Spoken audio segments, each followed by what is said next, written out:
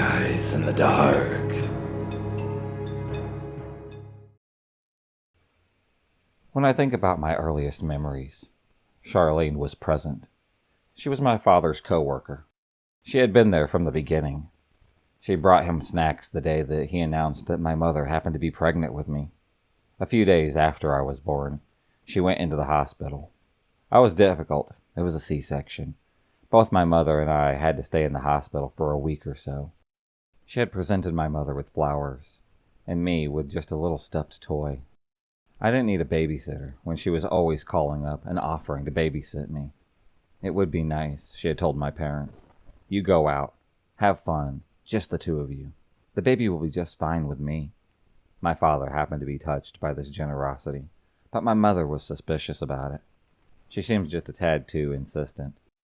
Just way too eager to just come into our lives. Of course, it didn't help that she had a visible crush on my father. She never directly crossed the line. It was just giddiness when she had spoken to him. Wide smiles when he had walked into the office. The puppy-like enthusiasm, which she had followed with the events of his life that gave it away. Co-workers would tease him all the time. My father was flattered, but he was a loyal husband. My mother was loathing it. She remembered my birthday every single year, gave me a gift each time that it had come around. I had no memory of any of this. I can't really recall what she had looked like. Not even her voice, or if I enjoyed her presence. I was told that she constantly visited, swinging by the house a few times per week just so that she can say hi. I really don't know exactly, but it had stopped, and what the catalyst was. But by the time that I had entered my first grade, she was a little bit more than the name of a woman that I couldn't remember having met. She was just an entity that frightened my parents, but meant very little to me. She was dangerous, they told me. She wasn't our friend anymore. I really wasn't scared.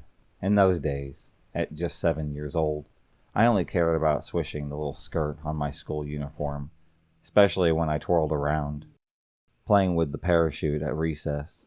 You know, having snacks at snack time. My greatest fear was getting to the bottle, pink paint before Stacy.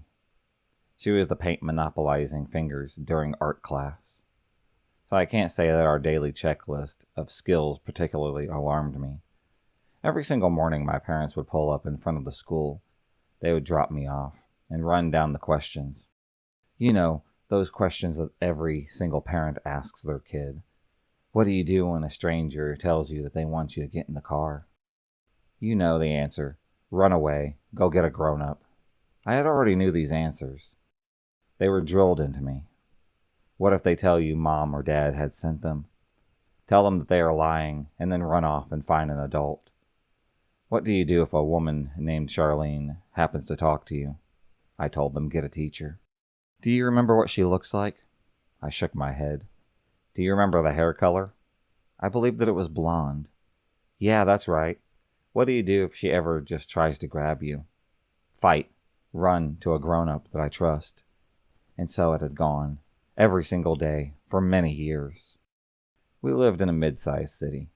We were involved in a very small community. My father had worked many hours a day, often many shifts. To climb out of the status many would label the working poor, and to send me to a Catholic school that happened to be private.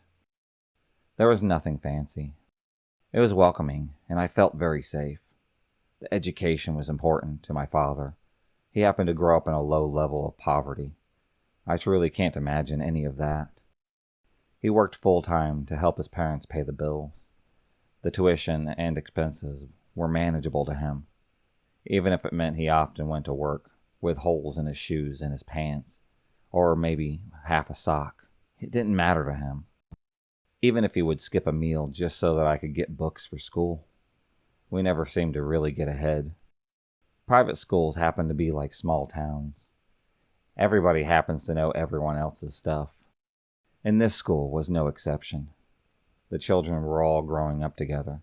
The parents all mingled. They had small talk at birthday parties. We were all attending Sunday Mass. It wasn't very long before information was made out. I've never been sure if it started as a rumor. My parents happened to talk about it privately with all the other parents. And honestly, because of all this, all the parents and the teachers at the school would keep an extra close eye on me, looking after me multiple times during recess. Teachers would go by my classroom on their break, and then they would check up on me and make sure that I was okay.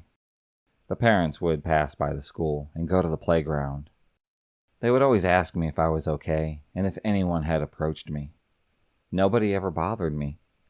They loved that answer. Mostly I was annoyed at having to answer it every single day, the exact same way, because nothing was happening. My father drove for the city, and as anyone who grew up as a kid of a driver, they can tell you, it's like having an army of aunts and uncles that are not only casually tracking where you are in the city, but they happen to be trusted with your safety.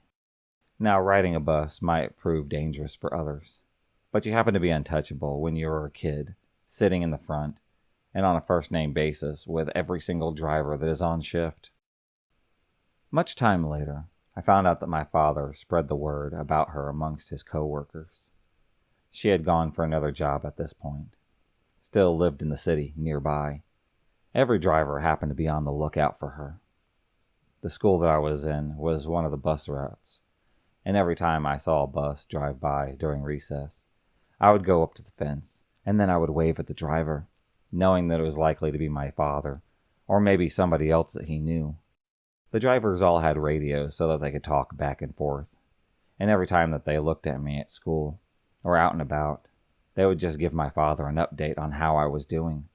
They would let him know if I was doing fine. They would say that he is walking with my mom. Things like that. They would just constantly keep a watchful eye on me. They happened to use a nickname for me. It was because I was a chubby kid. I won't mention it, because it happens to be very embarrassing for me today. I was prone to imitating wrestlers that I happened to see on TV. Those were the dark times of my childhood. I really don't want to talk about any of that. This is also how I got caught trying my first cigarette at the age of 13. One of the drivers happened to see me and my best friend down by our local bodega, taking half-assed drags off of cigarettes and pretending to like it. Right after, they radioed my father. I was grounded before I even got home. It's hard to say when everything began to escalate. I only know that it started with phone calls. My father had come home to find my mom in tears. All day the phone had rang at the house. All day. That's what she had said. He had been at work, and I happened to be at school. She was all alone at the house. The phone would ring, and every single time that she picked it up, there was nothing on the other end. Just terrible, menacing silence. Much later, there was breathing. She happened to be afraid. She was very worried. I wondered what was for dinner. We had changed our phone number right after that. The calls continued, though. Right after, it was time for the school's Halloween carnival. It was my favorite time of year. I was excited to dress up, play all the games, and eat as many caramel apples as I could handle. My mother was eager to be involved in all the schooling. She was an active member of the PTA and the head of Treasury.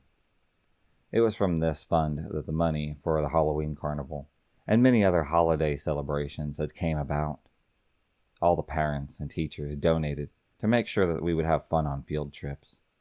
They enjoyed haunted houses and many age-appropriate Christmas parties. It was a great thing. Then the money happened to go missing. Every single dime. The treasury happened to be wiped out. This happened to be discovered 2 days before the Halloween carnival, when another member went to retrieve some of the money so that they can get some supplies for the children. Scared, they happened to tell my mother, who collapsed, crying. Sure, it was possible a parent or maybe a teacher could have even taken it, but was it really likely? In a school this small, with a community that is so closely put together, and my mother happened to be the head of Treasury. This was targeted, and I knew it. The tension in the school and my house skyrocketed. You couldn't even walk through the hall or even parking lots without finding a group of parents just put together, talking very quietly. The air happened to be shifting. The adults around me suddenly were on their guard. like hunting dogs catching the scent of prey. I was in 3rd grade when the picture happened to arrive. My father had gotten off work early. He went by to pick me up. That was a rare treat on my part. We walked to the front door to find my mom red-faced. She was sobbing, visibly shaking.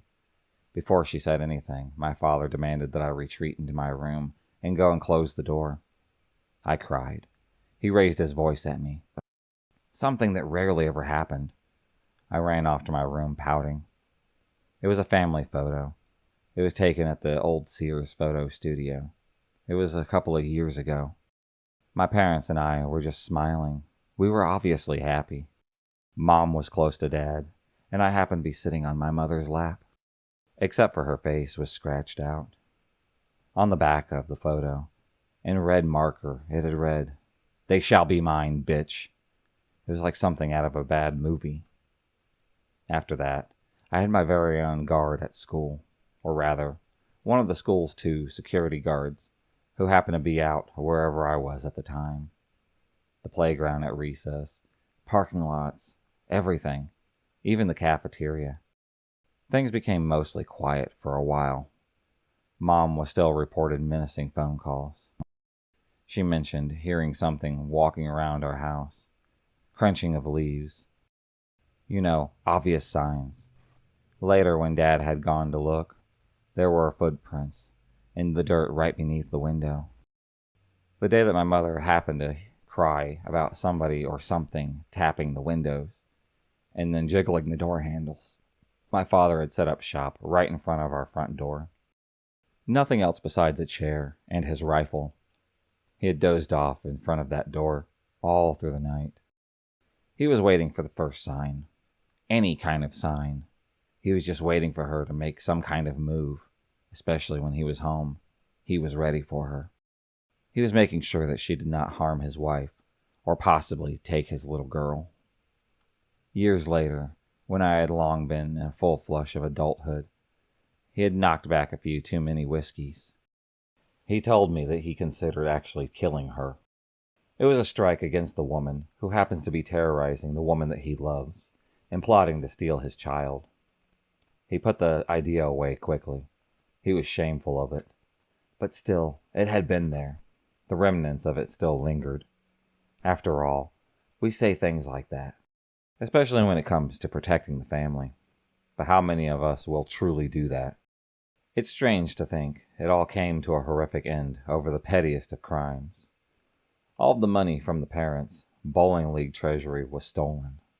And then the police arrived at our door, took my mother away in handcuffs. My generation was the first digital natives. At 37 years old, I'm on the older end of the millennial generation. Old enough to remember the days before cell phones and all of that, yet young enough to have never known a life without a personal computer. It's really odd to think this is precisely what has allowed my mother to commit so many crimes without anyone noticing for so long, and later, what would ultimately prove to be her downfall. There were so many factors that led to my childhood being exactly what it was and how it was. We live in a world of constant surveillance. The technology is extraordinary. Fraud detection and all of that. But in the 80s and 90s, there wasn't anything of that sort. At least it wasn't widely available for use. My father, who was a wonderful, protective, and doting father, came out of a horrific background. Abuse that I truly cannot fathom. Alcoholic father, who had tortured his 2 children, weaponized masculinity to immunize them of any influence that might save them. In his words, pussies are the only ones that cry. They're the only ones that will ever need therapy. And we all know what happens to them, don't we? You want something to cry about? I'll give you something to cry about. We all know that an abuser's greatest advantage is teaching his child to ignore the monsters that happen to be under their bed, but to fear the monsters that are in their head.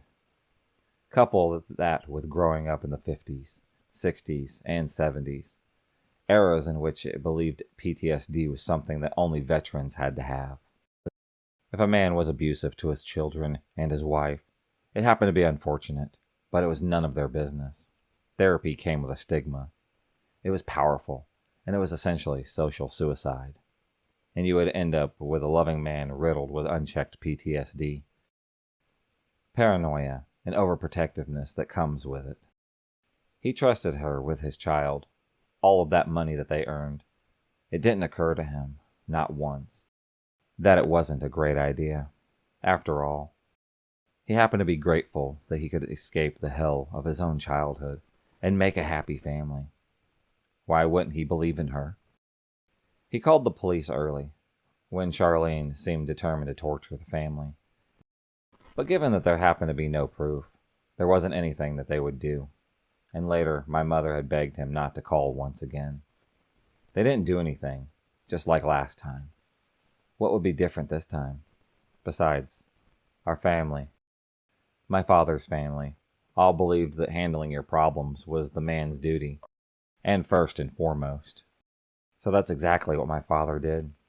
Sat in front of the door with a rifle. Wondered if he'd have to kill a woman. He had no idea that everything that was happening was controlling so much of our lives up to this point. It was nothing more than my mother and all of her lies. He had no idea that she was abusing me while he worked 18 plus hours a day just so we could have food on the table. Give her that education that he so desperately wanted for her. His experience with abuse made him vulnerable to everyone who would use that. He had no idea that his wife had not only stolen that money, he brought home and asked her to put it into their savings account.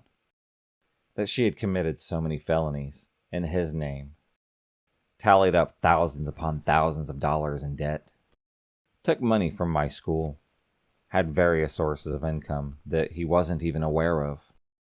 Somehow this wasn't the first time that it was done. I remember my father wasn't around much. It wasn't his fault that he was working so many hours just so that we would have the most of what we could. All my memories of going to the park, getting my toys and playing with them, or being read to sleep, all involve him. He taught me everything I know, like cooking. Showed me how to make chicken soup from scratch, especially when I was sick. He would cuddle me to sleep. He was in all the ways the only parent that I ever had. Sure, she had stayed at home. She raised me. She happened to hate me. Parenting is not for everyone. Even though she was the one that was around all the time, I really have no memory of her ever being with me and playing or reading a book, nor taking me somewhere so that I could build a relationship with her. All I remember is the visible content that she held. It was held for me, actually, whenever I was around. That and her anger. She was very unpredictable. She would fly into a rage. She happened to have a very short fuse. Often it was for no reason. Many times I didn't see it coming, and I couldn't understand it. She screamed and would throw things at me, slapped me in the face. I've long stopped crying about it, or flinch whenever she would move too quickly towards me. If I did something that made her unhappy, she would suddenly tell me that she had cancer. It cleared up the very next day, once she had forgotten all about it. Just to happen next time that I did something, or I said something to her that she wouldn't like. She would leave me in parking lots, a lot of times in grocery stores, just so she could punish me. It was her way of teaching me a lesson, something that wasn't clear to me. She threatened to take me to a priest. She claimed that I was possessed. She would cry when I told her that I didn't want to be slapped by her, and I would beg for her not to. She hid everything from everyone around her. At the end of all of it, she would cry, and she would beg me not to tell my father. So I didn't. My mother happened to have been fired from theft at one of her jobs. Actually, it was the first 3 jobs that she ever had. Many thereafter, though. There was always a break in between. I guess even thieves tend to stop. I found out later that she had taken all of her first husband's savings. Thousands from her brother, her parents, the college fund that my great aunt had set aside for me. But her greatest achievement occurred during the marriage of my father. Everything included, but we're not limited to identity theft, credit fraud, document forgery, welfare fraud, and many, many more. She was charged with every single one of them. She committed a lot of crimes, especially in my father's name. It took many years and lawyers to sort out everything. He actually feared that he would go to jail over all the debt that was occurred on his name. She had 2 Social Security cards with her at all times. Well, might I say, 2 for each of us, me and her, all with just a couple of different numbers changed. I know that even a single number changed in a Social Security number means an entirely new identity in itself. She had many aliases. People knew her by different names and were oblivious to what her actual family life was. She took out credit cards in my name, especially when I couldn't even walk. As for Charlene, she was nothing more than an innocent woman who happened to have a crush on my father. I'm pretty sure that she was just too eager to have my father's attention.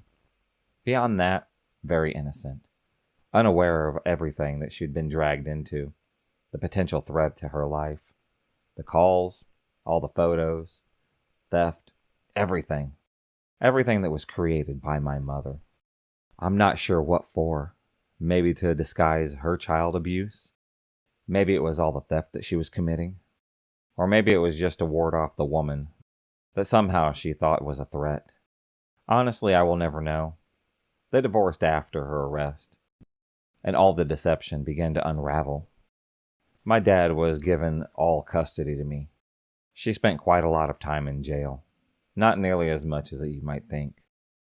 They let her off easier than what she should have, because she was a white woman who had no crimes whatsoever on her record.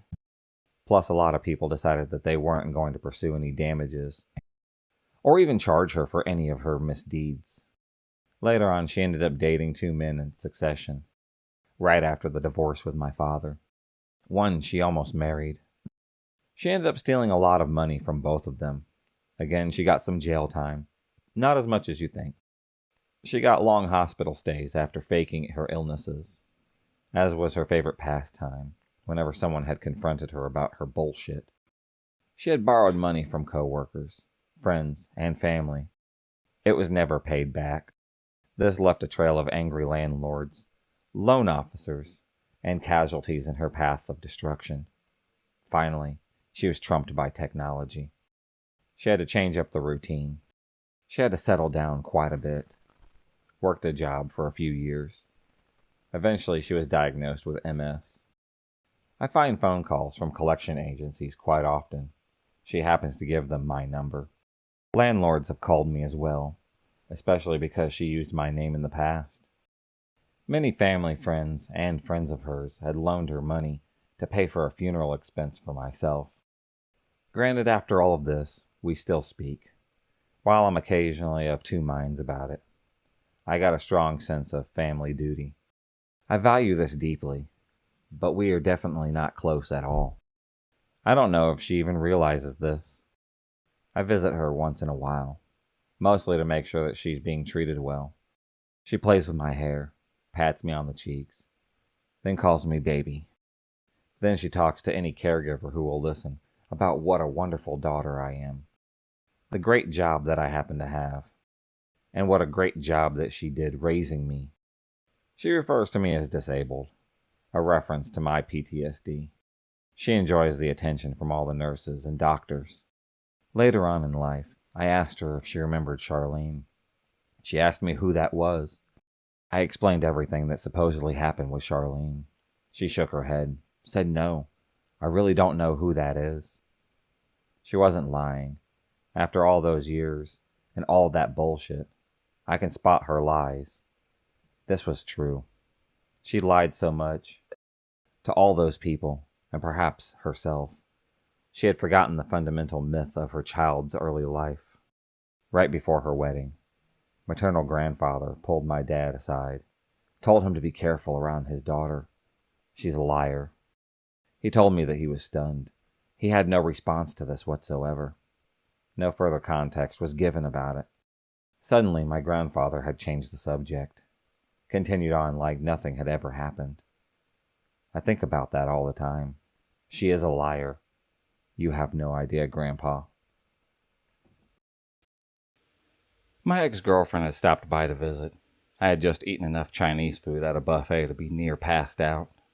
I was lying on the blow-up mattress. I hear her growl, "You son of a bitch!"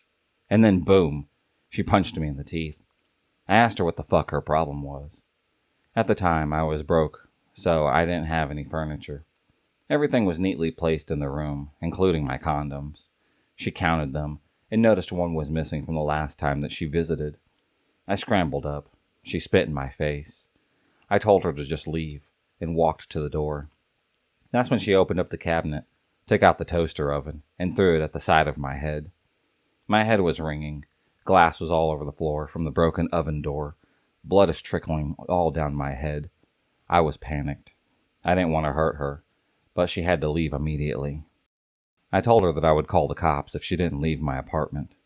The whole time in between assaulting me, she was frantically glancing around the room for other signs that I was cheating on her, even though I was single, and for stuff to assault me with. I opened the door to encourage her to exit. She started screaming. She said that she'd get everyone in the neighborhood thinking that I was assaulting her. I pleaded with her to please leave. She started tearing into the bare skin of my chest with her nails, grabbing and pinching and pulling at me. I forced her out the door and locked it. She started bashing at the windows. Finally, she got into her car and left. I slid to the floor, called my parents, in complete shock and sobbing on the phone. I hadn't experienced that kind of crazy in my life before. She just attacked me in a fit of rage.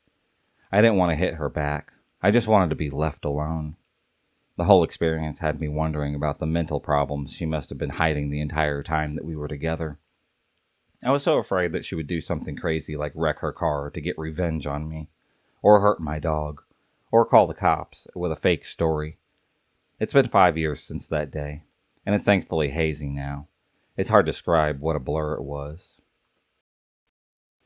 My ex cheated on me for about 6 months without me even knowing about it. We were in bed one night. She rolled over and said, "Get out." I was in shock and had no idea what to do, so I just left. We had joint everything. She canceled my phone, took all the money that I saved out of my accounts, kept my dog that I tried incredibly hard to get back, but most of all, she told her friends, my friends, her family, and my family all over social media that I had choked her and beat her, and she left to save her own life. She even posted pictures of cuts and bruises that she got from a car accident online, saying that they were all from me. Her car got broken into at a mall, and her stuff was stolen. She told the police that it was me. After I proved to the police that I was working, they quickly looked the other way. After about a year of trying to clear my name, I met the guy who she cheated on me with.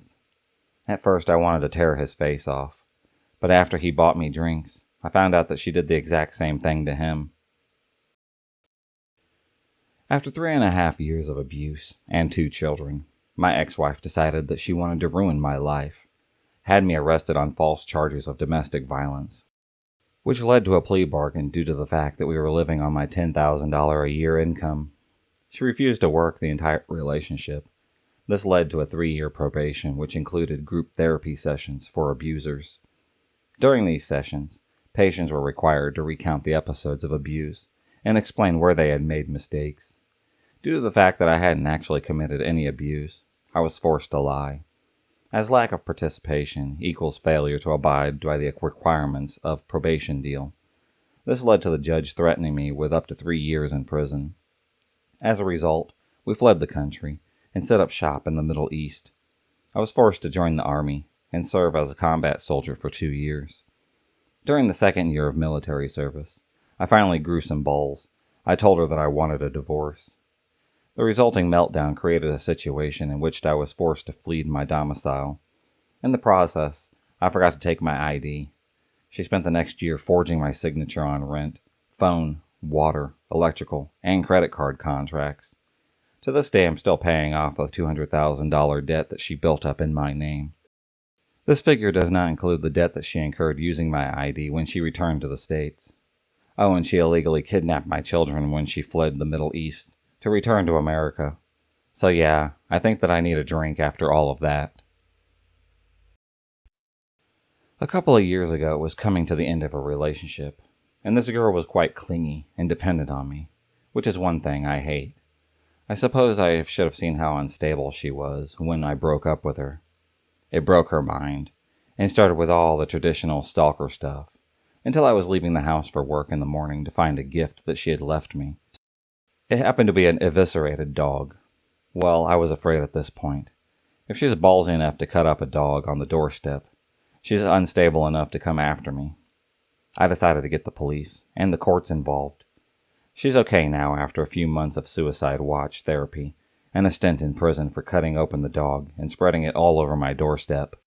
I also happen to have a restraining order on her, so I'm hoping that she won't ever try to come after me again. My ex 10 years ago was an abusive alcoholic. I had enough of her false promises and constant crap that I just walked out. In the next few months, she would phone my house, drunk, gloating about who she's fucking.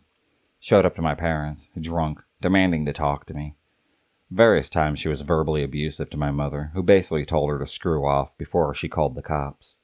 Threatened to lie to the police that I sexually abused her son. She threatened to tell the police that bruises on her body, from being drunk all the time and falling over a lot, was from me. Ironically, she was the one who beat me. Told my parents 5 months after I left her that she was 2 months pregnant and it had to be mine. Yeah, okay. She threatened to get her son's alcoholic junkie dad to do you in for not answering her phone calls.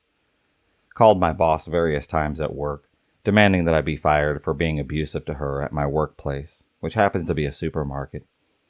He laughed at her and told her finally that she was banned from the shop for harassing his staff member.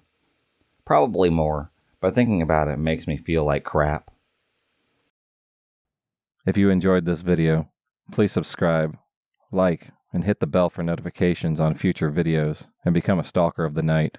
And I'll see you next time.